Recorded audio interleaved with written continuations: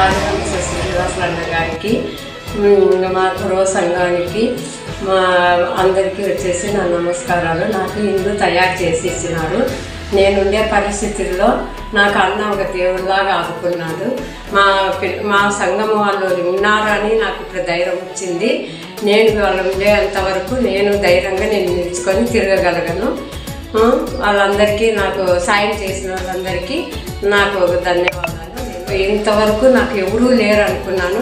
ఢిల్లీ బాలకృష్ణ నాకు ఒక తమ్ముడు అన్నగో నాకు నిలబడి నాకు ఇల్లు తయారు చేసి ఇచ్చినాడు. నా శ్రీనివాసులు అన్న కూడా మా సంఘం వాళ్ళందరికీ నా నమస్కారాలు.